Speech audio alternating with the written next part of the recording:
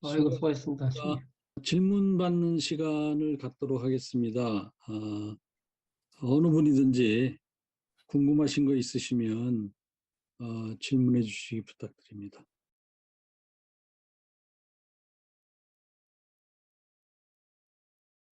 사실 우리나라에서 이 윤리 교육을 별도로 신청하거나 받거나 이거 하는 데는 공적 부분밖에 없습니다. 공무원 그 교육이라든지 윤리 교육이라든지 이런 그 수준밖에 없는데, 지금 가장 중요한 점을 지적해 주시면서 저희가 이 부분과 관련해서 지금 같이 지금 확보하고자 하는 것이, 거짓말하는 사람이 등단을 하면은, 이렇게 거짓말을 통해서 뭔가를 해결하려고 하는 사람은 서구 사회에서는 그게 확인이 됐을 때 사회생활을 할 수 없을 정도로 아주 심한 데미지를 받게 됩니다. 우리도 지금 그 잘못된 그 말을 통해서 엄청난 상처를 주는 사람들이 많이 있습니다. 그래서 우리가 같이 이 사회와 함께 그 가야 되는 부분이, 거짓말하는 사람들에 대한 질책을 우리 사회가 같이 가자. 그리고 윤리의식과 관련해서는 우리가 이제 정부한테 이제 계속 그 얘기하고자 하는데, 우리가 국민윤리라는 과목을 우리가 몰라 의도적으로 뺐는지 뭐 했는지 모르지만, 우리 어렸을 때 참 그 국민윤리 정말 어렵게 배웠는데, 나중에 지나고 보면 거기 있는 말들이 정말 주옥 같더라고요. 그래서 저희는 다시 그 국가에 봉사하는 사람들한테 얘기하고자 합니다. 특히 교육부에 계신 분을 포함해서 이게 어린아이들을 가르치는 사람들한테, 우리나라 국민들이 윤리의식을 강화하려면 어릴 때부터 해야 된다. 우리가 이 부분은 반면교사로 전교조 활동으로부터 우리가 배웠어요. 제가 엄청나게 깜짝 놀란 사실이 뭐냐면, 제 딸이, 저는 그렇게 오염이 됐는지 몰랐는데 6.25가 북침이라고 하더라고요.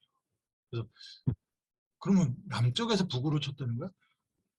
그랬더니 몰라, 북침이라고 하는데 그러더라고. 그래서 우리가 지금 뭔가를 지금 착각하고 있는가 하면서 거기 우리 애랑 따지지 않고 가서 학교 가서 이렇게 몰래 살펴보니까, 그 우리 딸을 가르친 사람이 전교조 그 출신입니다.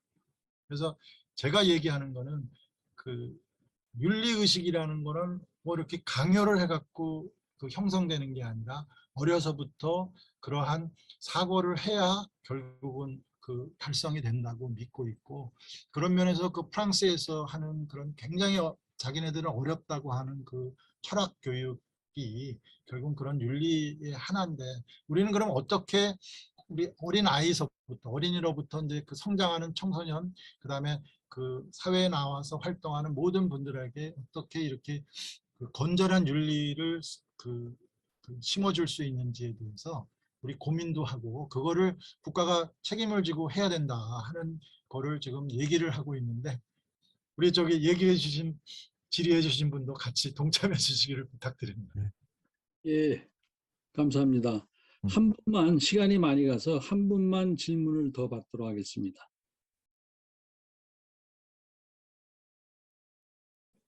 제가 그 지난 정권에서 그 재생에너지를 굉장히 강조를 했는데, 그 재생에너지를 그 활성화하면 할수록 재생에너지가 간헐성 때문에 갑자기 그 전기가 생산하다가 전기를 생산을 못하는 상황이 계속 발생을 합니다. 그러면 그 간헐성을 해결하는 방법을 지금 현재는 화력에서 하고 있어요. 아니면 그 배터리 그 저장을 통해서 저장된 전력을 활용한다고 하는데, 배터리 저장에서 활용하는 전력은 너무나도 작아서 그걸 커버를 못하고 결국은 화력에서 백업을 한다고 합니다.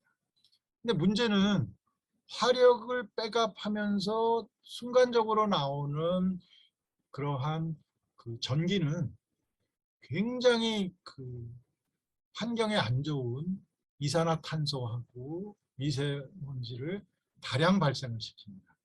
그 이유는 뭐냐면 너무 급작스럽게 전기를 생산하기 때문에 그렇다고 합니다.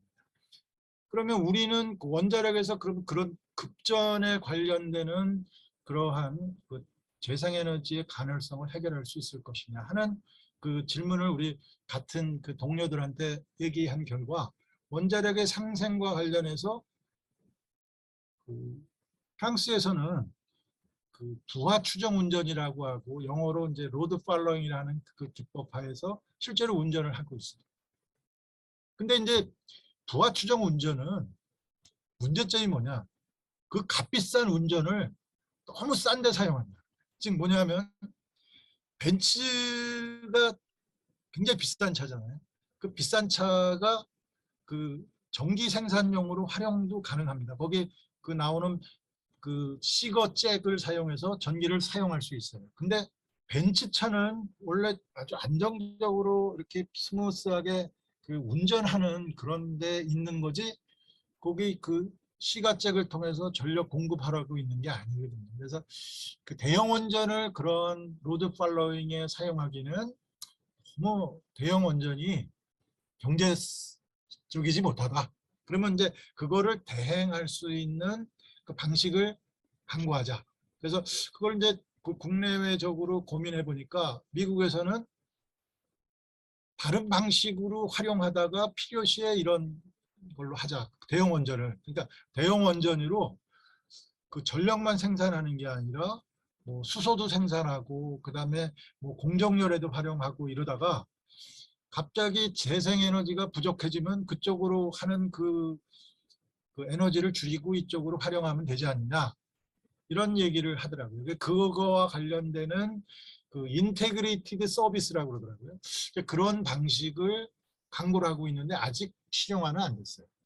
근데 일부적으로 그러니까 실용화라는 건 경제적으로 그걸 완벽하게 해결할 수 있는 솔루션이 없다는 것이 그게 기술적으로 불가능하다는 건 아닙니다. 그런데 요즘 이제 그 시중에 그 우리나라뿐이 아니라 전 세계 그 회자되는 그 스몰 모듈러 리액터라는 소형 그 모듈 원전이라고 합니다. 그 소형 원전을 도입을 하면은 그러한 그 간헐성에 관련되는 부하 추정 운전에 이 소형 그 SMR이 굉장히 적합하다고 합니다. 그리고 그걸 우리가 실제로 도입은 안 했지만 분석 방법에 의해서 이렇게 분석을 해보니까 우리가 실제로 분석을 했어요. 우리 정책센터에서도 분석을 했는데 해보니까 정말 적합하더라고요. 그래서 소형 SMR을 우리나라도 도입하려고 하고 있으니까 그럼 소형 그 SMR과 대형 원전과 재생에너지가 이렇게 삼박자 같이 이렇게 돼서 그렇게 깨끗한 환경을 유지하도록 하는 게 어떻겠느냐 하는 얘기를 드립니다. 이상입니다.